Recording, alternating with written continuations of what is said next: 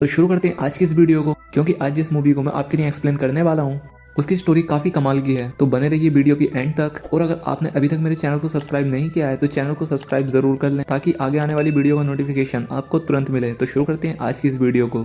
Movie start होती है और हमें केडी नाम की एक खोट सी लड़की को दिखाया जाता है, जो कि एक सुनसान रोड पर खड़ी होती है और यहाँ पर ये लिफ्ट मांग रही होती है। और तभी यहाँ पर एक ट्रक वाला अपने ट्रक रोक लेता है और वो इसे अपने ट्रक में लिफ्ट दे देता है। और जब केडी उसके ट्रक में जाकर बैठती है तो ये ट्रक वाला उसके ऊपर गंदी गंदी नजरें डालने लगता है और इसके बाद भाई साहब उसकी जांघों पर हाथ रख देता है। अब इस पर केडी भी समझ जाती है कि ये आखिर उससे क्या चाहता है, और इसके बाद केडी भी उसे सीढ़ियों करने का नाटक करने लग जाती है। और वो ऐसा करते करते उसके जूते खोलकर ट्रक से बाहर फेंक देती है और इसके बाद भाई साहब वो इसकी पैंट भी उतार देती है। और इसके बाद मौका पाते ही केडी अपना सामान लेकर उसके ट्रक से उतरकर भाग जाती है। और इसके बाद ट्रक वाला उतरकर उसे गालियां बकने लगता है, लेकिन केडी अब यहाँ पर बिल्कुल नहीं रुकती और वो यहाँ से भाग जाती है। केडी यहाँ से भाग के जाकर सीधा एक पहाड़ पर रुकती है और उसे इस जगह से एक नीचे घर दिखाई देता है। और जब वो इस घर के पास जाती है तो देखती है कि इस घर का मालिक तो यहाँ पर है ही नहीं, और इसीलिए वो उस घर के बाहर बैठकर उस घर के ओनर के आने का इंतजार करने लगती है। और कुछ देर बाद वहाँ पर उस घर का ओनर आता है और उस घर के ओनर का नाम जैस होता है। अब इसके बाद जैस उससे पूछता है कि आखिर तुम हो कौन और यहाँ पर बैठकर क्या कर रही हो, जिस पर कि केडी उससे बातें बनाने लगती है और उसके साथ फ्लर्ट करने लग जाती है। इसके बाद जैस केडी को वहाँ से जाने के लिए कहकर वहाँ से आगे चला जाता है और फिर वो यहाँ से जाकर अपनी गाय का दूध दूहने लगता है। अब भाई साहब केडी यहाँ से जाती नहीं, बल्कि यहाँ से जाने की बजाय वो जैस के पास जाकर उससे बातें करने लगती है और इसके बाद वो गाय का कच्चा दूध ही पीने लगती है। अब दरअसल यहाँ पर जो जैस होता है वो यहाँ पर एक सिल्वर माइन फैक्ट्री की देखभाल करता है और जैस यहाँ पर अकेला ही रहता है, क्योंकि उसकी वाइफ उसे 15 साल पहले छोड़कर जा चुकी थी और वो अपने साथ जैस की 2 बेटियों को भी ले जाती है। अब इसके बाद केडी जैस के घर के डोर के सामने जाकर खड़ी हो जाती है और इसके बाद उसे अपना नाम बताती है और इसके बाद वो अपना बैग लेकर उसके घर के अंदर चली जाती है। अब यहाँ पर बातों ही बातों में जैस को पता चल जाता है कि केडी उसी की ही बेटी है और इसलिए वो उसे घर के अंदर जाने देता है। और अब जब ये दोनों रात को डिनर कर रहे होते हैं तो जैस कैडी से उससे उसकी माँ के बारे में पता करता है, जिस पर कैडी उससे बोलती है कि मेरी माँ एक प्रोस्टिट्यूट का काम करती है और जहाँ तक मेरा सवाल है, मैं भी अपने स्कूल के दिनों में एक लड़के से प्यार कर बैठी थी और उसने मुझे प्रेग्नेंट कर दिया था और अब मेरा एक 2 महीने का बेटा भी है और इसी की वजह से आसपास के लोग मुझे ताने मारने लगे, जिसके चलते मुझे अपना घर छोड़कर वहां से भागना पड़ा।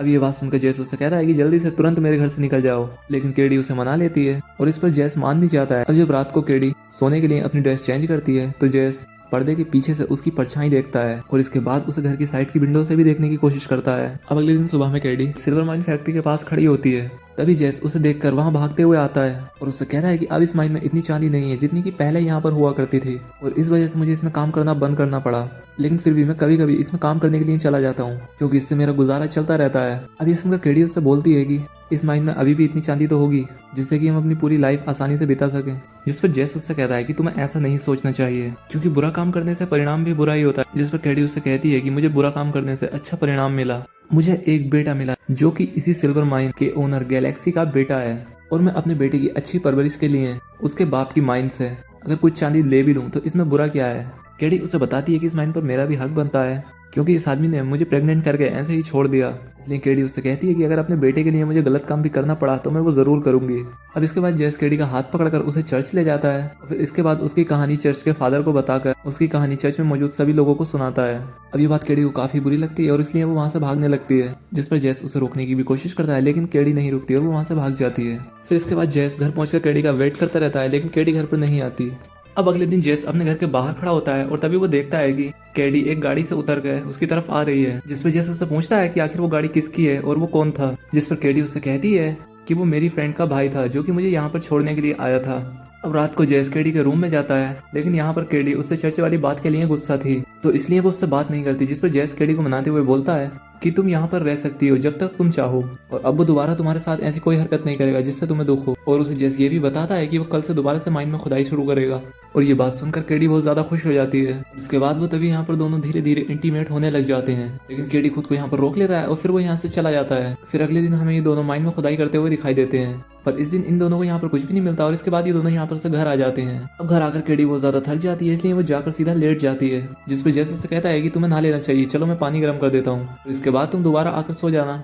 अब इसके बाद केडी जेस के सामने ही नंगी होकर भैया कपड़े उतार कर नहाने लगती है और उससे कहती है कि जल्दी से आके मेरे पीछे से मसाज कर दो। और अब वो आकर केडी की मसाज करने लगता है और उसके अंदर हवस जागने लगती है। लेकिन जेस जैसे ही और आगे बढ़ता है इससे पहले वो अपना हाथ हटा लेता है, जिस पर केडी उससे कहती है कि तुम करते रहो, मुझे बहुत मजा आ रहा है। जिस पर जेस उससे मना करते हुए बोलता है कि मैं ये नहीं कर सकता क्योंकि मेरी हवस अब ओवरलोड हो रही है और तुम वैसे भी मेरी बेटी हो। जिस पर केडी उससे बोलती है कि मैं तुम्हारी बेटी होने के साथ साथ एक औरत भी हूँ। अगले दिन ये दोनों फिर से एक माइन में खुदाई कर रहे होते हैं और इन्हें इस बार यहाँ पर बहुत सारी चांदी मिलती है और ये देखकर दोनों काफी खुश हो जाते हैं। अब यहाँ पर खदान के ऊपर एक और आदमी खड़ा होता है जो उनकी यहाँ पर से सारी बातें सुन रहा था। अब इसके बाद केडी और जेस अपनी चांदी को बेचने के लिए बाजार जाते हैं और तभी केडी जेस को एक शॉप के बाहर अपनी गाड़ी रोकने को कहती है। उससे कहती है कि जब तक मैं यहाँ पर कुछ शॉपिंग कर लूँ तुम चांदी बेचकर वापस आ जाओ। और जब जेस चांदी बेचकर वापस आता है तो केडी उसे वहाँ पर नहीं मिलती, जिस पर वो दुकानदार उसे बताती है कि केडी उधर सामने वाले एक पब में गई है, जहाँ जाकर वो केडी को एक आदमी के साथ डांस करते हुए देखता है। अब कुछ देर यहाँ पर जेस बैठकर केडी को ऐसा करते हुए देखता है, लेकिन जब उसे यहाँ पर काफी देर हो जाती है तो इस पर वो केडी का हाथ पकड़कर उसे घर ले जाने लगता है। अब इस पर केडी उससे घर जाने के लिए मना कर देती है और वो कहती है कि आज मैं इसी आदमी के साथ जाऊंगी क्योंकि आज मेरा करने का मन कर रहा है, और इसलिए वो जेस की नहीं सुनती और वो उसके साथ जाने लगती है। जिस पर जेस उससे कहता है कि चलो मैं वो सब करूंगा जो तुम चाहती हो। अब इस पर केडी खुश हो जाती है और जब ये दोनों घर जाने लगते हैं तभी पब में मौजूद कुछ लोग जेस को मारने लगते हैं और ये चीज देखकर केडी भी लड़ाई में कूद पड़ती है। इसके बाद इस पब में मौजूद आदमी उन दोनों को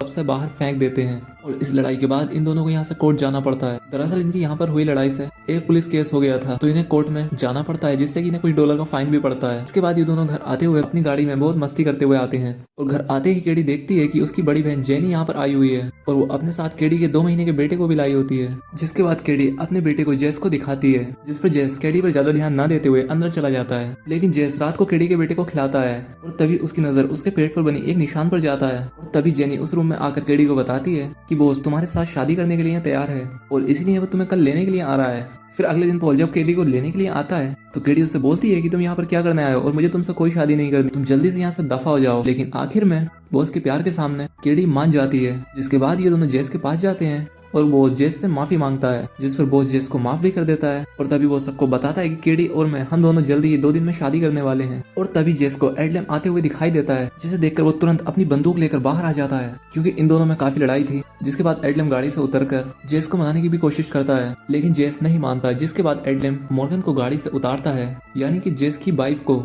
और इसके बाद वो इसे देखकर अपनी बंदूक नीचे कर लेता है। दरअसल ये सब लोग जेस से मिलने के लिए आए थे और अब मॉर्गन की तबीयत काफी खराब रहती थी, इसलिए उन्होंने उसे पकड़ा हुआ था और इसके बाद वो उसे पकड़कर उसे अंदर ले जाते हैं। इसके बाद एडलेम मॉर्गन से मिलने के लिए उसके रूम के अंदर जाता है और तभी वहाँ पर इन दोनों के बीच कोई बात होती है, जिससे कि मॉर्गन एक बड़ी सी चीज से इस पर अटैक कर देती है, जिस पर एडलेम मॉर्गन को जान से मार देता है। अगले दिन फ्यूनरल के टाइम जेस को लगता है कि एडलेम को शायद खदान के बारे में पता चल गया है, इसलिए जेस अपनी बंदूक निकालकर माइन की तरफ भागते हुए दिखाई देता है और वहाँ जाकर देखता है तो उसे पाता है कि एडलेम वहाँ पर खदान खोद रहा था। अब इन दोनों में यहाँ पर काफी बहस होती है, जिसके बाद जेस की नजर एडलेम के पेट पर बने एक निशान पर पड़ती है और ये निशान बिल्कुल केडी के बच्चे के पेट पर बने निशान के जैसा ही था, जिस पर जेस समझ जाता है कि वो बच्चा बॉस का नहीं बल्कि एडलेम का ही है और इसीलिए मॉर्गन भी एडलेम को मारना चाहती थी। और तभी जेस एडलेम को शूट कर देता है और तभी मरते मरते एडलेम जेस को बताता है कि निशान सिर्फ लड़कों पर ही आता है और केडी तुम्हारी बेटी नहीं है बल्कि वो मेरी बेटी है और इसलिए ये निशान उसके बेटे पर भी है। जिसके बाद जेस उसकी लाश को एक खदान में फेंक देता है। अब इसके बाद जेस बॉस के घर जाता है और उसे बताता है कि केडी का जो बेटा है वो असल में तुम्हारा बेटा नहीं है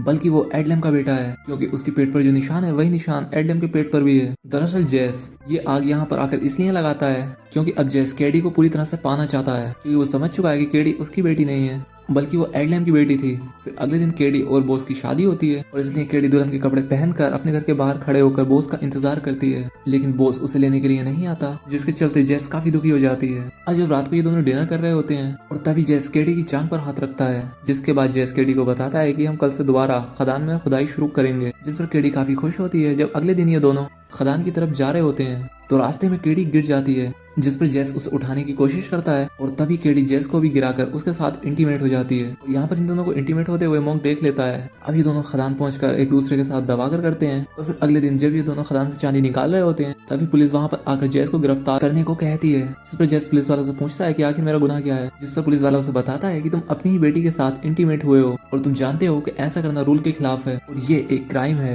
जिसके बाद अगले दिन मॉन्क कोर्ट में गवाही देते हुए दिखाया जाता है। अब इसके बाद गवाही सुनकर जज कहता है कि तुम दोनों ने हमारे देश का कानून तोड़ा है और इसलिए तुम दोनों को सजा होगी। अब ये सुनकर जेस बोलता है कि इसमें केडी की कोई गलती नहीं है, क्योंकि मैंने ही उसके साथ जबरदस्ती की थी और वो ऐसा इसलिए करता है ताकि केडी बच जाए। इसके बाद जज अपना फैसला सुनाने वाला ही होता है कि तभी जेस चिल्ला उठता है और कहता है कि केडी मेरी बेटी नहीं है बल्कि एडलाइन की बेटी है और ये साबित करने के लिए वो बोलता है कि केडी के बच्चे के पेट पर जो निशान है वो एडलाइन और मॉक के भी है और मॉक एडलाइन का ही एक भाई था, इसलिए वो मॉक की शर्ट फाड़ कर मॉक के पेट पर बने निशान को सबको दिखा देता है। इससे ये बात साबित हो जाती है कि केडी जेस की नहीं बल्कि एडलाइन की बेटी थी और इसके बाद कोर्ट इन्हें बाइज्जत बरी कर देता है और अब इसके बाद बॉस भी केडी को लेकर एक दूसरे शहर में शिफ्ट हो जाता है और इसी के साथ ये मूवी यहाँ पर एंड हो जाती है। तो दोस्तों अगर वीडियो अच्छी लगी हो तो चैनल को सब्सक्राइब और वीडियो को लाइक ज़रूर करें